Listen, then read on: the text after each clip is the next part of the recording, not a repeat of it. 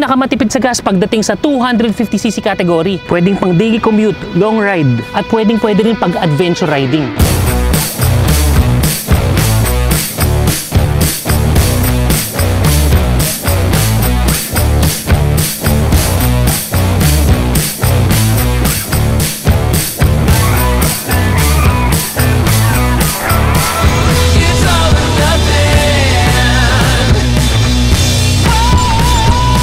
Marami sa atin gustong tumakas sa stressful, toxic na mga environment. Kumbaga, kailangan lang natin mag-relax ng konti, magkaroon ng ating sarili-sariling mga adventure. Kung yan mga ganyang ride ang trip mo, then maybe this motorcycle is for you. Ang pag-uusapan natin ngayon, tumaangas na to. The Suzuki V-Strom 250 SX, price at 229,000 pesos. Let's see what this bike has to offer. Baka ito na ang para sa'yo. Pero bago natin pag-usapan ng detalye mga brother, napansin namin na halos karamihan sa inyo ng mga nanonood na rin lang naman kayo ay hindi pa nakasubscribe at nakafollow sa ating mga pages sa channel.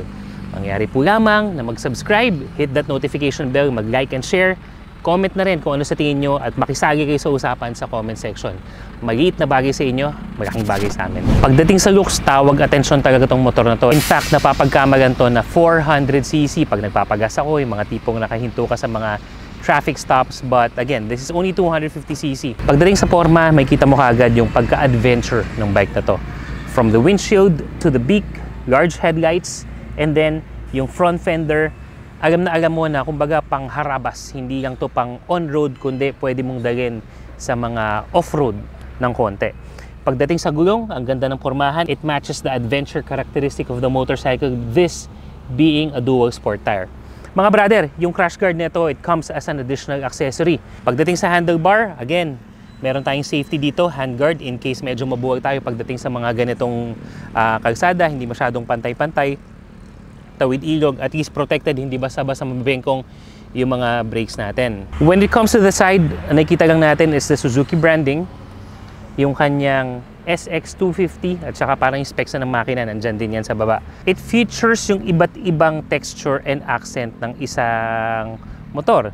We have some sort of a piano black color, tapos yung main color niya, which is the yellow, tapos textured surface right here, tapos solid black naman sa upuan niya. Sa likod niya, actually, ano pa rin kumbaga pangharabas talaga kasi nakita natin meron na tong yung grab bar niya, parang it acts as a bracket na rin for the top box. Meron rin tong mga slot para dun sa mga tornilyuhan ng mga top box natin. Sa likod, medyo sporty yung datingan nung taillight assembly nito. Pero bulb type pa rin yung kanyang mga signal light. Malaki yung kanyang rear fender dito. And again, as mentioned, mas makapal syempre yung gulong natin sa likod, dual sports tire. And meron na rin itong built-in na mudguard. Pagdating sa kanyang muffler, hindi ito imposing, short, dual exhaust yung makikita natin sa muffler at saka pataas na rin yan. Actually, it has something to do with the characteristic of a bike na medyo pataas siya. In case medyo may konti kang river crossing, mga tawid tayo ng sapa, ilog, baha. On certain cases, at least pataas yung muffler mo, hindi basta-basta papasukin ng tubig. So, overall, ang lakas ng dating ng motor na to. Again, as mentioned, madalas itong napagkakamagan na 400cc kapag nakikipagkwentuhan ka sa mga taong namimit natin sa kalsada at saka iba din yung feel kumbaga for 250cc malaki yung pagkabulto niya pero hindi siya mabigat in reality. Ngayon, yan yung forma niya. Kumustahin naman natin yung makina. What we have is 249cc. So again, hindi 400cc 249cc engine. Kumbaga, itong engine profile ni V-Strom 250 is something that's been already proven in terms of dependability. 250cc to, so I'm expecting, or maybe a lot of you are expecting na torquey o kaya masyadong malakas yung hatak nito to the point that it can overwhelm certain riders. Pero, you will be surprised kung gaano ka-smooth yung pag-transition at pag-accelerate ng makina nito. Sa first gear nito, ramdam mo talaga yung hatak. Pero, yung balance, yung pagkalambot ng clutch niya sa pagbitaw mo at saka sa paggas mo, ano siya? Ano yung tawag natin sa motor? Mabait. Mabait pero malakas ang hatak.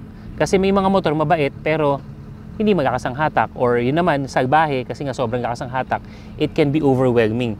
So, itong V-Strom 250, ang ganda ng pagkatimpla nung smoothness, yung pagkaswabe ng makina niya in terms of you accelerating even if you are coming from first gear. Medyo mahaba din yung distance na ito from first to second to third to fourth gear. So, kumbaga, pag nakabulo-bulo ko ng konti, even though this is an adventure bike, may kita mo talaga or mararamdaman mo talaga na you can also go for mga higher speeds pagdating dito nang hindi hirap yung makina. Pagdating sa top speed, alam niyo naman tayo mga brother, hanggat maaari, hindi naman tayo nakakapag top speed because we do our tests sa mga public roads. Therefore, it's not safe and ayaw natin lumabag sa batas. Pero yung mga ganitong bike kasi hindi naman talaga itong pangbakbakan. May ibubuga to pagdating sa pabigisan in case you will be using this on your daily ride, yung tipong nagmamadali ka papasok ng opisina. Okay to, very versatile tong bike na to. Pero mas na-appreciate ko siya on cases na medyo ganito, rough terrain, hindi pantay-pantay na kalsada, yung tipong babiyahe ka sa gusto mo lang yung medyo may pagka-nature ba, yung adventure mo o kaya magre-relax ka. Ayaw mo muna sa maraming tao, dun mo to dadalhin sa mga kalsadang hindi basta-basta dinadaan ng tao, dun mo siya mas ma-appreciate.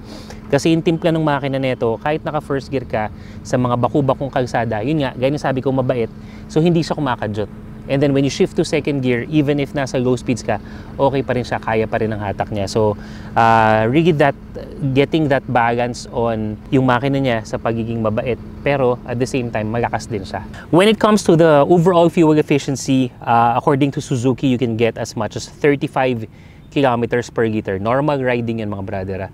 If you're going to think of it, 35 kilometers per liter para sa 250cc na motor, matipid yun. Malaking advantage yun. But in reality, sa aking paggamit ng motor na to, I'm getting around 30 to 31 kilometers per liter. So siguro mas mabigat ako at saka medyo mas harabas yung pagpapatakbo ko, lalo na sa mga adventure rides natin. Suspension naman tayo mga brother, may kita natin telescopic fork sa harap. Malaki yung diameter na to. Yung pinaka front forks natin, it's bigger than the usual sa mga nakikita natin na mga adventure bike and sports bike na nasa 150 to 300cc category. So okay yung kapal, yung diameter ng front suspension natin. That means medyo mas may kumpiyansa tayo na sumabak sa mga ganitong adventurist na mga kalsada. Although, curious lang ako, what if naging upside down fork kaya to, no? Siguro mas malupit yun.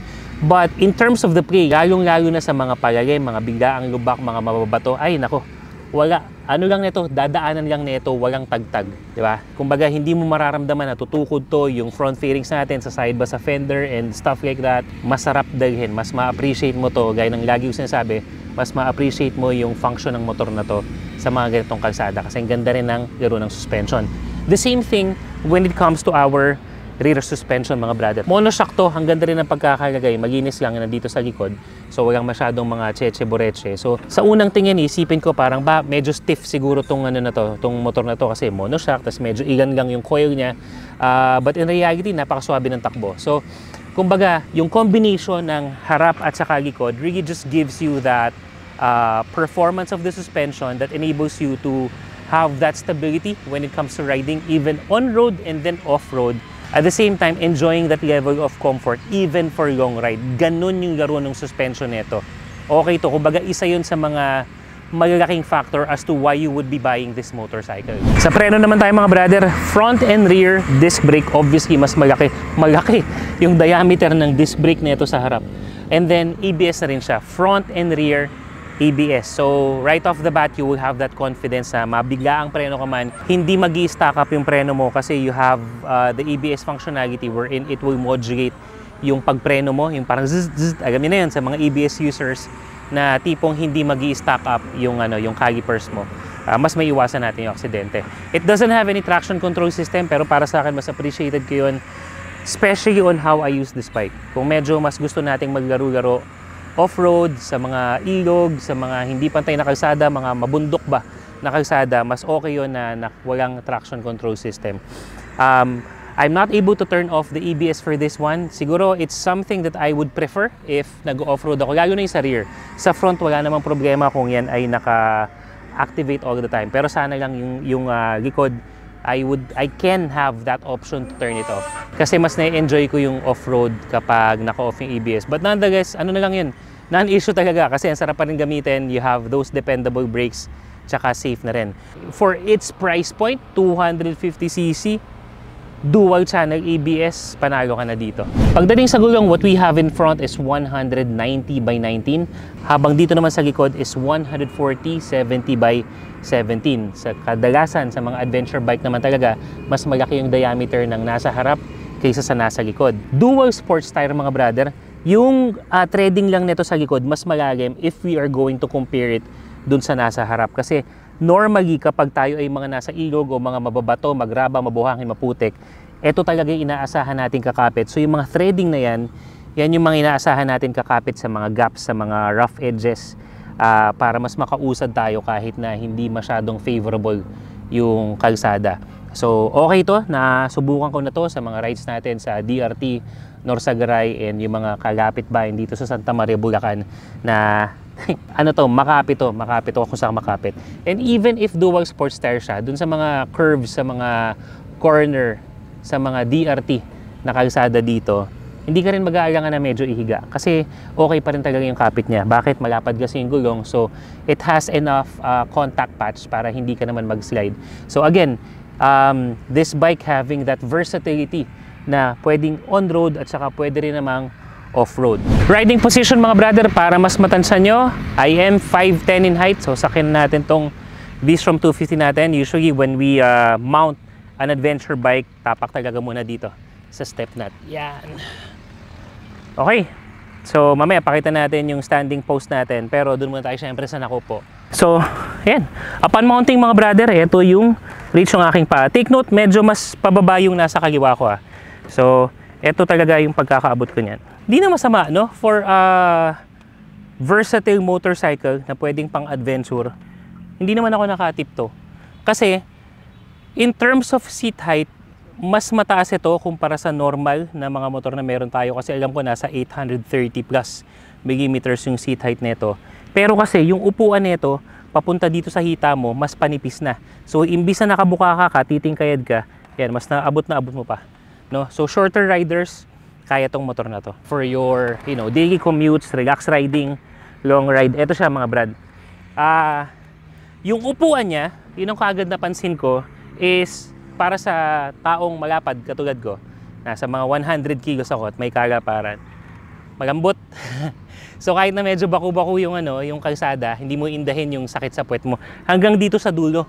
Kasi madalas sa mga motor, pag nandito ka na sa dulo matigas na, ito malambot pa rin. So that's something that you will appreciate as well. Standard feet position, so relax riding lang. Malapad yung kanyang handlebar.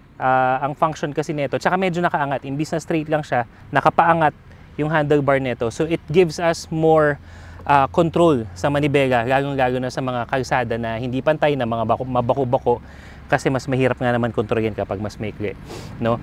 The windshield is just enough, hindi ka naman talaga mag-expressway, so just enough sa mga long ride, medyo kumbaga lang siya, bawas wind stress pag nasumasalubong sa iyo yung hangin. And then perfect yung position ng kanyang digital panel dito kasi nakaharap sa iyo. Malayo, so hindi mo kailangan yumuko. Ito siya. Hindi ko kailangan yumuko, nandito siya. So if I am driving, yung tatanggalin sa salamin ko para makita nyo.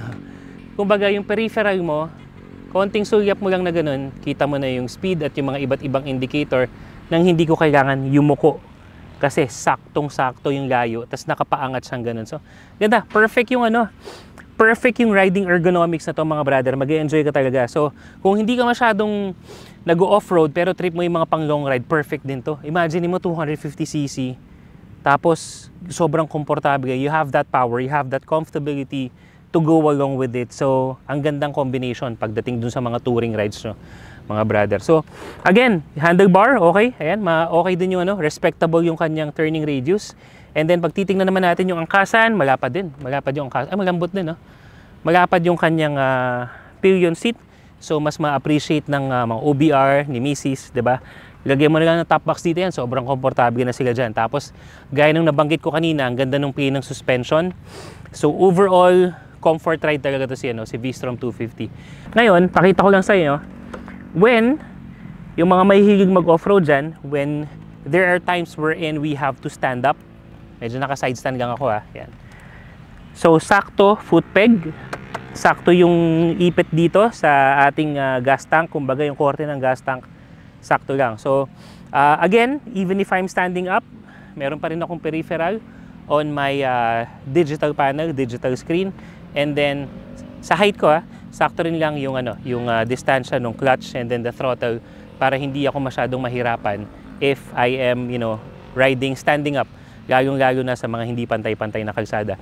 Siguro ang isang comment ko lang dito is yung kapag nakatayo na, eto, yung heel ko o yung likod na parte ng aking sapatos tumatama dito sa muffler cover. So nakakailang, siguro it takes a little bit of getting used to. Pero nag-aalangan kasi ako baka masira ko yung aking muffler cover. So nonetheless, ano lang naman yun, minor issue. Overall, it's very, very comfortable. Tapos you have that control dahil sa overall ergonomics ng bike na to. Features muna tayo mga brother. Ito, una-una engine kill switch and it also has side stand kill switch. Standard naman na yun sa maraming motor. Ibig sabihin, kapag nagpremera tayo at naka-side stand yan, mamamatay yung makina. No? And then, built-in passing switch. Yan. Also, pagdating sa ating panel, ano na siya, fully digital panel na. Ano lang to, kumbaga practical in terms of function. So, ayun lang, odometer, and then meron na rin tong built-in na voltmeter. Kasi mga brad, wala tong kickstart, so it's nice to monitor yung status ng ating battery. And then meron din tong USB charging port in case, yun nga, kay nasa adventure ka, makakapag-charge ka pa rin ng gadget mo dyan. Yun lang naman. And then yung fuel tank capacity nito 12 liters. So given yung ating fuel efficiency, malayo-layo na rin mararating mo for a 250cc. Wala tong masyadong mga high-tech features because the V-Strom 250SX aims to just give you that comfortable, versatile ride, no? Yung panel niya, yung passing light niya, yung mga kill switch na, all designed just to help you monitor yung pinaka-ride mo. But in terms of electronics, kumbaga kung ano yung practical, yun yung nakalagay dito kay V-Strom 250. And this is our motorcycle feature for the day mga brother. Again, this is the Suzuki 250 SX sa price point na 229,000 pesos. Sulit nga ba ang motor na to para sa'yo? I-comment mo at pag-usapan natin yan. At para hindi ka magpugay sa lahat ng mga motorcycle news, reviews, and tips, be sure nakafollow kayo sa lahat ng ating mga social media pages natin, katulad ng TikTok, YouTube, Instagram, and Facebook. Till our next adventure.